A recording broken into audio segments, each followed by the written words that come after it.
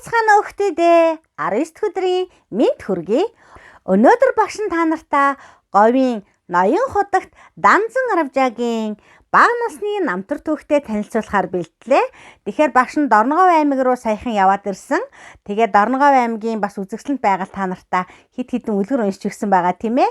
Тэгэхээр тэр сайхан нутгийн үүх түүх шаштрар түүхэнд үлдсэн гайхамшигтай энэ худагт хүний бага насны түүхийг бол та нартай багш нь уншиж өгөхөөр зориудаар энэ бол үлгэр биш.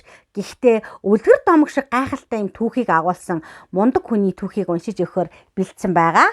Тийм учраас өдөр бид нар бүтээлээрээ хөхөө шоу оруулсан. За тэр хөхөө шоу ямар учиртай гэхээр Данзан Аравжаа маань худагт хүн байгаад төдийгүй яах вэ гэхээр Эрдэм ном, шашинд эд шид тийм ээ маш худагт хувилгаадын шидийг төгс эзэмссэн хүн хэдий ч бас юм урлагийн олон төрлийн авьяастай байсан дуу шүлэг жүжигийн зохиол бичдэг соён гээгэрүүлэгч хүн байсан. Тэгэхдээ маань бичсэн тэр жүжигийн зохиол бол Саран хөхөө гэдэг жүжиг байдаг. Тийм учраас Дорногов аймгийн төв театр нь Саран хөхөө гэдэг нэртэй байдаг. Тэгэхээр энэ түүхийг та бүхэндээ таниулж мэдүүлэх гээд багш нь өнөөдөр бүтээлээрээ хөхөө шоу хийсэн байгаа. За мөн багш нь театрын тухай мэдээлэл өгсөн шүү дээ, тийм ээ. Тэгэхээр энэ маань ямар учиртай гэхээр театр гэдэг зүйлийг Монгол оронд хамгийн анх удаа яах нь говийн ноён худагт Данзан Аравжаа бий болгосон ийм сайхан намтар түүхтэй хүн юм байгаа юм. Тэгээд тэр бүхнийг тайлбарлаж өгөх гэж багш нь тань мэдхүү мэдээлэлээр ч гэсэн театрын тухай мэдээллийг оруулсан байгаамаа. За ингээд энэ сайхан хүнийхээ намтар түүхтэй танилццгаая хөөхтөдөө. Тэр түүхээ мэдэхгүй байна гэдэг бол ойд төрсөн сармагчтай адил гэж хэлдэг шүү дээ, тийм ээ. Тэгэхээр Монголын түүхэд бол маш олон хүндэт байр суурь эзэлсэн мундаг хүмүүс байдаг. Тэдний нэг нь бол яах аргагүй яах нь говийн догшин ноён худагт Данзан Аравжаа юм байгаамаа. За ингээд Данзан Аравжаагийн бага насны түүхтэй бүгдөө хамтдаа танилццгаая. Говийн ноён худагт Дулдуйтын Данзан Аравжаа. Говийн уудам тал нутаг эртийн эрт цагаас өнөө хүртэл гайхамшигт олон зүйлийг нуусаар бас хүү гайхамшгуудаа дэлгэсээр ирсэн билээ. Цаашид мөн юуг нууж юуг дэлгэхийг таашгүй. Эрдэнэс баялагийг доороо нуусан арга толгодын дундаас эд шид ургаж дэлгэрсэн байдаг. Дэлхийн үссэн цагаас энэ нутагт тэрхүү эрдэс баялаг эд шид үүсэн бүрэлдсэн байж мэднэ. Гэхдээ дэлгэж буй түүх бол Эрдэм номын гэгээгээр эд шидийг олсон хүмүүний түүх юм аа. За энэ ном өөрөө маш гоё зурагтай. Тэгэхээр багш нь бас та нартай түүхээ унших зураа номынхаа зургийг бас харуулж явъя. Тэгэхээр багш нь бүгдийн номоо бүгдийг уншихгүй яадаг бол маш урт болно. Зөвхөн бага насных нь түүхийг тийм ээ 16 нас хүртэлх түүхийг нь бол та нартай багш нь уншиж өгнө. Илүү дэлгэрүүлж унших хүссэн хүүхдтэй байх юм бол энэ ном маань өөрөө номын худалдаанд бол байгаа шүү хүүхдүүдээ. Тэгэхээр ийм сайхан ном бас гэртээ аваа тавьсан байхад бол яах вэ? Хэрэгтэй шүү дээ, тийм ээ. За. Тэсгэм жавар тас хийсэн өвлийн дүн хүтэн өдөр туйлын ядуу айлд нэгэн хүү гэрэлхийгээ цасруулан мэндэллээ. Өдөр хоног арга цаан айл амтнаас гуйлгун амьдардаг тэднийд дөнгөж амарцсан эхийг тэнхрүүлэх аяг шүлний махч байсангүй. Ерөөл өргөн бурхны ном түгээн бадарчлах өлзийт ойрхон нэг тэмээчнийхээс махгүй иржээ. Гуйж авч ирсэн мах нь шаант чүмэг байсанд хүү минь шандастай ир болох нь хэмээн бэлэгшэн ерөөжээ. Тэгээд хүүдээ Равжаа хэмээх нэр өглөө. Цаг хугацаа улиран одож жил сар өнгөрсөөр өлзийтийнх айл айлын хаяа бараадаж хорвоогийн өдөр хоног өнгөрөөж байлаа. Бүрхийн хүндрэлээс бүрэн тэнхэр чадаагүй их мажиг хандын бие өдөр өдрөөр дорооцоор тэднийх өвөр хамар хэмээх газар нүүж ирээд удаагүй байхад ижийн 3 настай Равжаа хүүгээ эцэгтэй нь үлдээн тэнгэрт одлоо. Тэр их уу гашуу бяцхан хүүд юутай бэрх байсан бол за энэ гоё зураг байна. Тэмчиж хоцорсон Равжаа хүү аавыгаа даган айл айлаар хийснэ. Дулдуу барин бадарчлах аавыг нь нутгийнхан өлзийт гэх нэрээр нь дуудалгүй дулдууд хэмээн хочлох болжээ. Дулдуй гэдэг нь угтаа Бурхны номыг дэлгэрүүлж явахдаа ерөөж магтахад хэрэгэлдэг хэрэгсэл аж. Гэвч тэрээр уг хочондоо гомдолгүй айл амьтныг ерөөж талархаж явах болжээ. Зарим айл түүнийг ерөөл өргөн эрэхт нь хоол ундугна. Хишигт ирсэн хоолноосоо тэрээр мөн амьтан шувуу хооллон олдсон жаахнаа хуваалцсан. Нөгөө зарим нь хөөж туух хэдий ч эцэг нь гомдож түнэлгүйгээр хүүгээ дагуулan чааш одноо. Эцэггүй хоёр сэтэртэй ганц хүрэн морьтой аж. Хүүгээ хүрэн мориндоо мордуулан хөтөж дулдуугаа барин дуу өрөөлөө өргөжлүүлэн дуулан хайлан алханаа. Аавынх нь тэрхүү дуу хүү говь хоёрыг бүвээлэх шиг сонсогдноо. Өргөлжилсэн урт дууны аялгуу дунд аав хүү хүрэн морь гурав талын эрх зэрэглээнд уусан нэгцээр одноо. За ингэж явдаг байсан байхна шүү дээ хүүгээ дагуулад тийм ээ. Гэтэл нэгэн өдөр өнөөх сэтэртэй хүрэн морийг нь чон идчихэж гинэ. Унтах гэр унах унаагүй болсондоо дулдуйт бухимдан өнөөх чоныг намнахаар олон хоног хөөцөлдөвөө. За хүүхдүүдээ намнах гэж юу гэсэн үг вэ? Чон яана гэсэн үг, агна гэсэн үг шүү дээ тийм ээ. Чоны анд гарна гэсэн үг. За харин 10 жаахуу аавын минь гарт үртэлгүй энэ насандаа жаргах болтугай хэмээн хүсч байлаа. Хүүгийн хүслээр болж аав нь чоныг авлаж чадсангүй. Өвөл болсноор тэр бадар барин хэсвэжлэх аргагүйдсэн тул нэгэн баян айлын хонь малыг нь хариулдаг болвоо. Өвлийн урт шөнүүдэд хөөрхий аав хүүдээ ээжийнхэн тухай оршлон хорвоогийн сонин хачин зүүсгээд үлгэр домог олныг ярьж өгнө. Ярих бүр 10 жаахуу улам их сонирхон шимтэх ажээ. Хөт удалгүйхэн зүүрмэглэн үгээр хэлхийн аргагүй гайхамшигтай зүүдний орноо зорчдог байлаа. За хаврын нэгэн өдөр тааваараа бэлчээрлэх хонин сүрэгт нь чон оржээ. Ингэхдээ баяны сэтэртэй эргийг нь зоглож орхисон байлаа. Баян ихэд уурсаж өндөр дуугаар аав хүү хоёрыг загнаж зандарч гинэ. За хүүхдүүдээ сэтэртэй хонь гэж юу гэсэн үг вэ? Мэдхүү та нар? Сэтэрлэн гэдэг маань онгон дагшин байлгын түнд хүрэхгүй гэсэн утгатай аахгүй юу? Гэтэл түүнийг нь яасан байх нь чон идчихсэн байх нь тийм ээ. За манай монголчууд эртээр үесээ мал сэтэрлэх зан үйл хийдэг байсан. За энэ ямар учиртай гэхээрээ бурхан тахил тийм ээ. Байгаль дэлхийн эзэндээ тухайн малыг өргөж байгаа гэсэн утга санаатай. Түүний юу гэдгийг малын үр шим тийм ээ. Үс ноосыг нь хүн ерөөсөө хөндөхгүйгээр тэр жам ёсороо байгалийн жам ёсороо насан эслэх хүртэл ингээ дархан байхаар байгалийн салхинаас өөр эзэнгүй байхаар зохицуулж яадаг юм зан үйл байдаг. Энэ нь тухайн айлаа тийм ээ өөдлөн дэвжих тийм ээ мал сүргээ ариужин баяжих нутаг орноо аргадан гуйж байгаа ийм сайхан зан үйл байдаг. Тэгэхээр сэтэртэй морь сэтэртэй мал гэдэг бол тухайн хоттой хоньны маань хамгийн манлай тийм ээ хүндтэй тийм хонь эсэн гэсэн үг. Тэрийг чон идчихсэн байх нь тийм ээ. За ингээд цааш нь үргэлжлүүлье. Эхнэр нь ч омогдон гэрээсээ хүртэл хөөж тууж гинэ. 10 жаахуу гинт гүвэ даван гүйн одлоо. Тэр хойгуур нь аав дулдууд нь баян түүний эхнэр хоёроос өршөөл ирэн мөргөж сүгдэж байваа.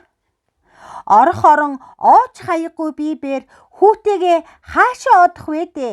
Нэлхүүгээ дагуулan хаврын хавсарганд яан билээ хэмээн учирлан байтал 10 жаахуу өнөөх сэтэртэй морь зоглсон чоныг бүсээрээ ногтлон чирээд эрхэн тэрэ.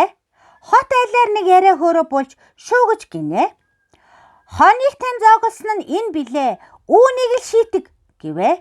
Баян ир эхнэрийн хамт бачимдан сандарч алив бушуухан тавьж явуул аав хүү хоёрын бурууг ойлголоо хэмээн хүүгийн энэ үйлдэлд айн сүжиглэж гинэ. Энэ цагаас 10 жаахууд томчуудын гардагзан амир тунчиг муухай санагдах болвоо. Хуруун чинээ хилэн цорхоо бурууга өөрөө сайдаг атал хүн ухаантай гих мөртөө бурууг бусдаас яагаад ирнэ вэ хэмээн бодох болов. Уг явдлын дараахан аавда ийн хэллээ. Эрдэм ном сурмаар байна. Багштай болгож өгөөч. Ингээд дулдууд хүүгээ ном сургахаар алс холын онгийн хийдийг зорин замд гарчээ. За За, жирийн хүүд олвол энэ чон баригдах байсан уу? Үгүй байсан шүү дээ. Тэгэхээр арвжаа маань яасан байх нь вэ? Төрсөн цагаасаа л юр бусын ямар байх нь вэ? Хүч чадалтай тийм хүү байсан байх нь тийм ээ. Зам зураа нэгэн айлд орвол тэдний ухаан нь самураад утсан бололтой. Царай төрх нь базаахгүй харагдах нэгэн залуухан эмэгтэйг орноос үйсэн байх юмгин.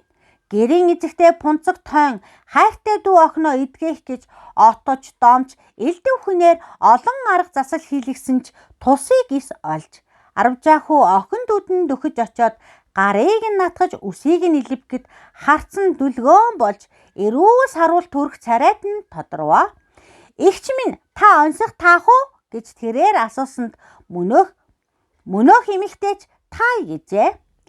Тал дээр дайван ташуургүй говин хөтөл дээр хөөхөн хөл нүцгэн юухан тэр юу вэ гэвэл чон байна да арвжаа дүү минь хэмээн өхөөрдөн эрхлүүлв. Тэгээд цоо ирүүл хүний төрхөөр арвжаа хүүг дээш морилохыг урин заллаа. Гэрийнх нь ихэд гайхан алмаарч хүүгийн шидийг биширч гинэ. Маргааш өглөө аав хүү хоёр аян замаа хөөх гэхэд пунцэг тойн таларснаа илэрхийлэн хилэн хар хүлэг морь бэлгэлжээ. Хүрээ хийдэд хүрээд өндөр наст хувилгаан багштай шав орж гин. Санваар хүртээд ангаах хувцсын ном заалгуулах болжээ. За. Тэр жил 70 түрүүнд зүсэр бороо шивэрч нар төөнсөн сайхан намар болов. Айлууд хотлон бууж найр наадам хөгжөөн. Зарим айл заяа буйнаа даатхан даллаг хийлгэн найр улам өргөжжээ. Ийм нэгэн найрт дулдуд хүгээд агуулan очлоо. Хүмүүс дуулалдан найрлсаар өдөш орой болов. Тэнгэрт үүс өтгөрөн их усархаг бороо орж эхэллээ. Найрт хөөрч хөгцсөн хүмүүс хөөрхий аавгүй хоёрыг хяламхийн тоомжиргүй харах нь даажинтай. Дэлгээтэй өдөр уяатай морд хөл сойлгоотой банхар бороонд норон жогсох нь равжаа хүүд нэгийг бодогдуулнаа. Төд удалгүй шиврээ бороо гэрийн дээврийг нэвчин хойморцсон найрлах дээдсийн хувцас гоёлыг норгож эхлэх нь тэрэ. Найрчид тавгуурхан үүдэн суух хөөрхий аавгүй хоёрыг дайруулан байж дээвэр сайтай хойморт тусаал гоожиж байхад үүд хавчин суух дооцын толгой хуурай байдг нь юуних вэ хэмээн тохуурхан инээлдэв. Түрүүнээс хойш игдүүцэн суусан арвжаа хүү босоод үүл нь гараад бороо орохын цагт үүдэн гимэн хоймор юуны ялгаа байх вэ? Үүл нь байгаад үхэхийн цагт хөгшин гимээ залуу юуны ялгаа байх вэ хэмээн хэлээд цааш өргөжлүүлэн цангинуулав. Гэрт байсан хүмүүс түүний сод ухааныг бишрэн шагшицгаав. За. Тэгэхээр энэ бол арвжаагийн тухай маш юу яадаг үлээ өгтүүтэй алдартай ишлэл нь тийм ээ. Цаг хугацаа өнгөрөх тусам аав дулдуутанч хүүгийнхаа юр бусын үйлдэлд гайхан явах боллоо. Насаараа инрэх сэтгэл эрдэм номын дээдийг өрөөн базарчилж явсантайгаа холбон бодсон ч би өдөр ирэх бүр хүү гайхан олон шидийг үзүүлэх болов. Жигмэд гончиг шадралам хурал ёсод үлдэх гэсэн яриа нутгийн ардаар хээрийн задгаа салхи мэт таржээ. Арвжаа хүүч аавыгаа тийш очихыг ятхан гуйлаа. Ээдэ минийх үү, эндээ хоньмол харуулбал гидс садгалан байх биш үү дээ гэж учирлан хэлв. Хүү харин урд хожиж үзэгдээгүй ихээр зөрүүдлэн зүтгэж гинэ. Ингээд аав хүү хоёр дэмчгийн нямб химээх хурал ёслол болж буй газар хурч очив. Олон хүн цуглаж өргөн дэлгэр ёслол боллоо. Аав хүү хоёр хоол унднаас хүртэж гидс гараад явъя гэтэл шадрал амтай заавал уулзна гэд хүүн хөдөлсөнгүй. Аав нь аргаа барж шадрал амын бараа бологчдоос учирлан гуйж гинэ. Жигмэд гончиг ламч зөвшөөр нь тэднийг өргөөндөө оруулжээ. За ингээд л говийн талаар яадаг байх нь аавтайгаа хоёул айл харагдвал очоод л яадаг байх нь. Ерөөл хайрлаад л хоол олж иддэг байсан байх нь тийм ээ. Жигмэд гончиг бол 4-р ноён худагт Жэмэн ойдов жамцын шадрал ам билээ. Манжин хаан худагтыг дуудан уулзаж буцаахтаа удаан үйлчлэх хор өгсөн аж. Удахгүй төрнө гэсэн сүүлийн айлдварыг нь санан битүүхэн дотроо гигантнийхээ хой дүрийг хайж явжээ. Аравжаахуг хараад ёр бусын хүч нь мэдрэгдэх нь хачаан.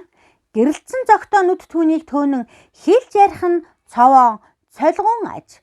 Уулзаад удаагүй байтал жинтүү гончиг та борив хэрэ мартаа юу хэмээн цочтол асуув. Дөрөвдүгээр ноён худагт нэгэнт хорлогдохоо мэдээд шадар туслахаа дуудан нэг сайн морь худалдан авчир бушуухан нутаг руугаа явцгаа хэмээв. Сүүлийг нь борив шүргүүлж тайрсан болохоос тун сайхан хээр мөр авч ирлээ. Тэд нутаг яарвчлан давхсаар зам зуурт цааш явах тэнхэлгүй болжээ. Тэгээд ийн өгүүлв. Миний амьд минь явах хугацаа нэгэнт дуусжээ.